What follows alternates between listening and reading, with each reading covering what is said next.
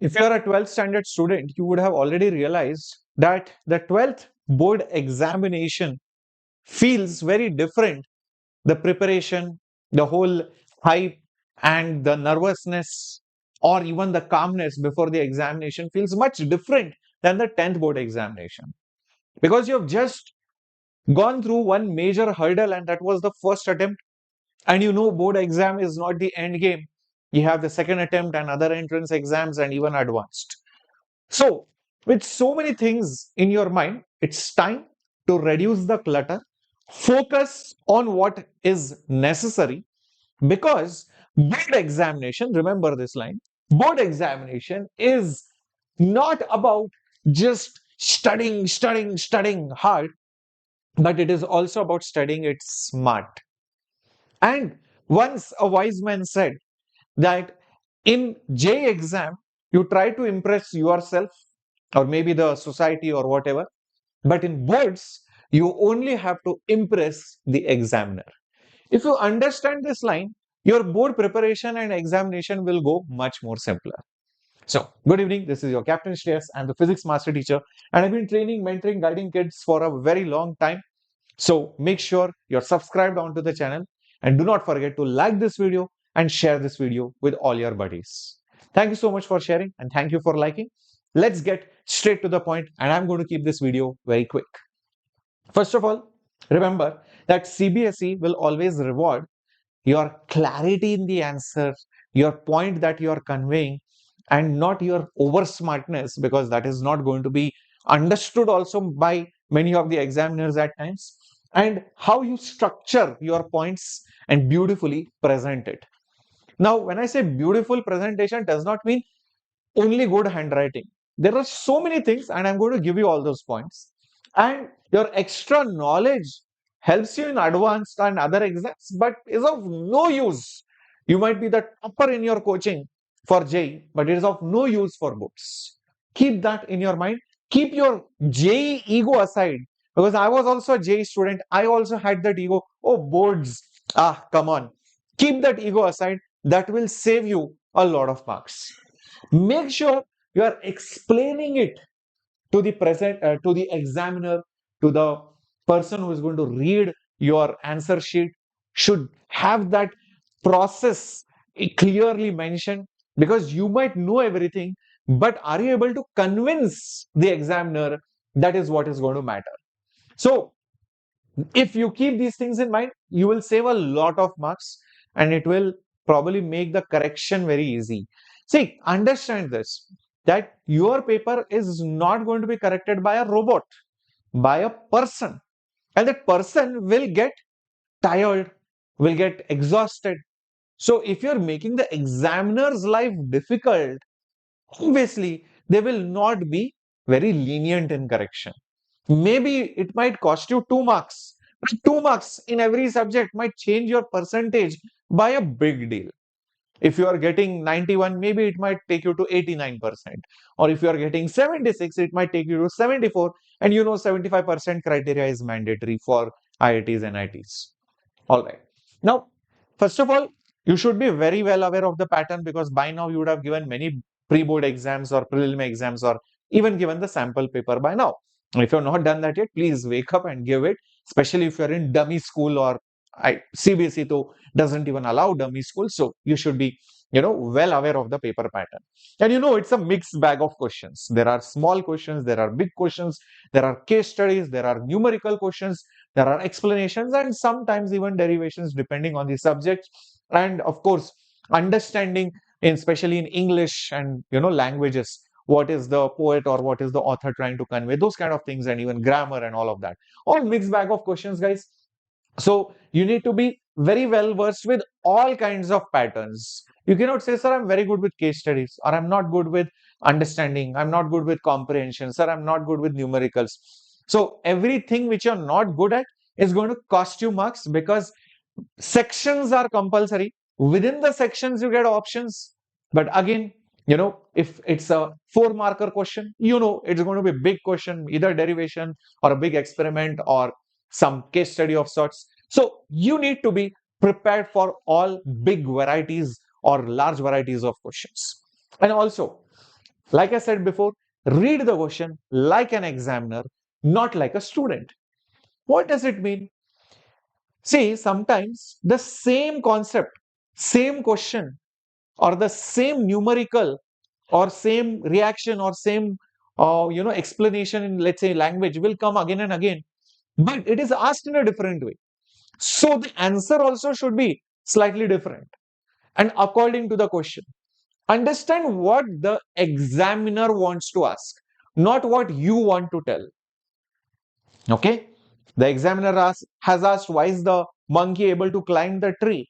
And you are explaining the trees are short and the monkey is beautiful, something and all. If you type or write, that is not going to be helpful. You should come to the point very fast. And it should be readable, it should be very clear why you are explaining. Try to convince the person who is reading it. You think if some other kid, let's say a fifth standard kid or even a eighth standard kid, has written some explanation of your question, are you convinced by that explanation or not? So same way, you think that the person in front of you should be able to not only understand what you have written but also be convinced by your explanations. Okay, so that is why this line is very important, guys. Now, couple of things which you should be definitely doing. NCERT non-negotiable, obviously.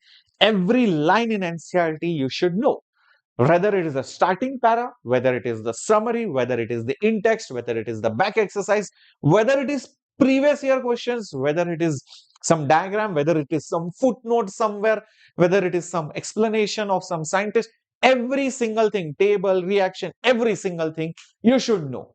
Okay, non-negotiable. Don't skip anything, no matter who tells you anything. Don't skip one line also from NCERT. Many students make this common mistake, and I have seen this. That's why I've mentioned it on this slide so that you take note. They start using guides. They look at digest or guides. Guides or because guides are very attractive. Like Instagram reels are very addictive. Guides are also very attractive. It makes you believe that life is simple while preparing for boards.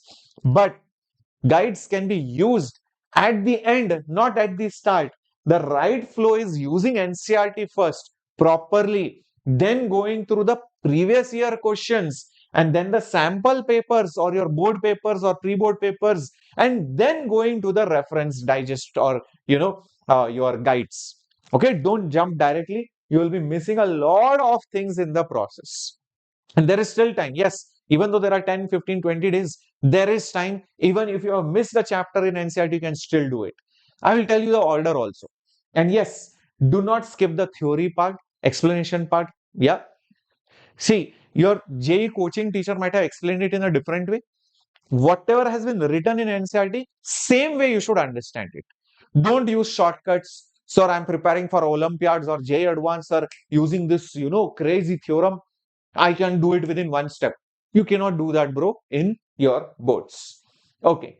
If I talk about subject specific, in fact, I can make subject specific videos also later on.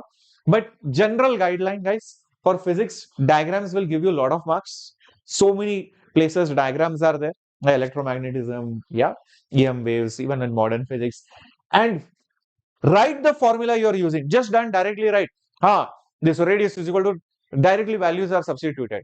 Write the formula. Next step, just substitute it. After that, do the simplification. And last step, write down the final answer. Do it part by part, not like rough work. Okay? And never ever skip units. This is most important. Many people get the final answer, they get excited, move to the next question. Units. It's not your JEE exam where options are there. You have to mention it with the correct power units, okay, whatever, and highlight it, block it, and then go to the next one. This is general guideline. I'll give you more subject specific strategies later on. Maths step marking will matter because from start till the end, lot of steps will be there, and the teacher is going to look at the sample solution.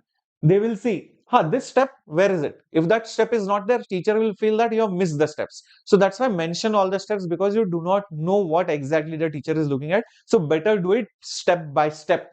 And when you do it neatly, okay, in a line, then teachers can also assess it very easily, because maths is just full of numbers and alphabets out there. So If you write it neatly, it becomes easier, or else it can become very haphazard. If you talk about chemistry, make sure you're sticking to NCERT book, tear line by line, word by word. Don't use your own random fancy words. It's not English paper. And make sure you're balancing the equations when you're writing it. Just don't write something and all because you don't remember it, or you feel that, okay, it is understandable. Okay, these are the products. Write it with balanced form. Teachers will be very impressed, and also draw charts or tables wherever necessary. And yes, of course, the most important keywords, maybe there is a big paragraph which you're writing, whatever important things are there in those paragraphs, underline it, those keywords, okay? And the headings also, this process or this mechanism or this reaction, whatever it is, okay? So these are the general guidelines I can tell for physics, chemistry, maths. I can give you specific strategies later on. Now, if you talk about how do we write the answers, well, yes, looking at some good answer sheets of toppers might make you feel, oh, this is so neat. But sir, how do I exactly achieve it? What are they actually doing? If I tell you and break it down, it's simple. They first usually start, if it's a big question, start with the definition. Okay, what is electromagnetic induction? EMI is this. Then they write the formula or law if it is there. Then they draw diagram. Maybe you will draw a coil and show a magnet going in and out and some flux is changing. Then they'll write the explanation. In this is happening, and because of that, the flux is changing, and then this is happening, and then EMF is induced, blah, blah. Then the final result. Hence, we see that just like the moving magnets could change the flux and create the EMF, so in general, this final conclusion. So when you write it like that, it looks very neat. Diagrams are there, charts are there, data also you can give. If some, say for example, on electromagnetic wave something is asked, okay, and okay, infrared rays are in this range and infrared rays are used for this. If you write some extra specific point, don't just chumma write something and all. Whatever specific to that question, if you write it, examiner will be very impressed. Okay, and remember this ideal steps, if you follow, you will see a massive boost of 1 to 2 marks in that particular section itself. So that will affect your overall percentages. Okay, so don't just write a big paragraph, blah, blah, blah, blah, blah, blah, blah, blah. Make it steps, make it points, make the reactions or whatever, the explanations or the headings, everything sound, look very, very neat and proper and systematic. Also, the most important thing which you have to do in the next couple of days, PYQs after NCERT and sample papers. If you have still not gone through PYQs, please go through it, because especially the papers have been slightly difficult at times, okay, over the last couple of years. So sample papers and PYQs will make you understand what level of questions are going to come. And you will also realize that your school examinations were tougher than the actual board examinations. Generally, that is what is going to happen. So if you are getting X percentage, you will generally get 5% or 10% more only in the real board examination. Okay. So generally the right order, finish your syllabus, PYQs, sample papers, and then the digest or the guides. Okay. And when you're writing the sample papers, practice it with the correct time or timer and write it down. Don't just say, I know this, just writing down the points. No, make somebody correct it. Ask your coaching teacher or your school teacher, ma'am, sir, please connect my question paper, see what you think, or ask your elder brother, sister, or your senior, maybe just to get an idea of whether you are going on the right track. Don't just say it aloud in your mind. You have to write it, because writing practice is very important, or else on the exam day, your hand will be tired.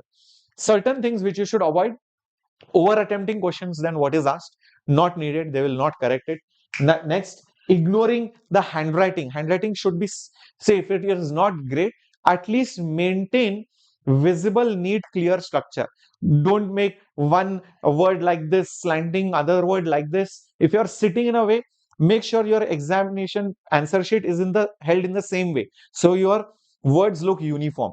And spacing, one word is very far away, one word is very close, and number of words in that line around 7 to 8 words or 10 words, whatever you are maintaining. Don't make the handwriting too small or too big. And of course, label your diagrams. Don't just draw and expect the examiner will understand. No, draw. If there is a Faraday's law question, if you have shown a coil, label it. It is a coil. think the examiner is dumb, but the examiner is a fool.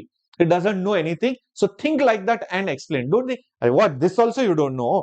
Magnet is there, still label magnet. Okay, think the examiner is dumb. Okay, don't write unnecessary extra information. To the point, if you write relevant to the question, even if it's an example, then it is okay. Unnecessary if you're deviating. Faraday's law is asked, you're writing about Lenz's law, no point. They will in fact get angry. Studying new chapters one night before, please don't do that. In fact, the correct order right now, at this point of time, before your board exam start, do all the chapters which you have not done and you're not confident. Because chapters which you are confident about, no point doing it. Just before the exam, you cannot even do a new chapter. So now is the time. If you want to study something new, do it, but don't take a big chapter, or else all the time will go in studying that big chapter. Take medium or small chapters. Then whatever whatever chapters, let's say, you are confident about, okay, that's so anyways you will do it before the exam because the gap is sufficient. Plus the new chapters which you learn now in the next 10-15 days, that also you can revise. So that should be the ideal strategy. Yes, if one or two chapters get left away which are very lengthy, it's okay. But if you have only few chapters which are lengthy which are left, please finish it off right now.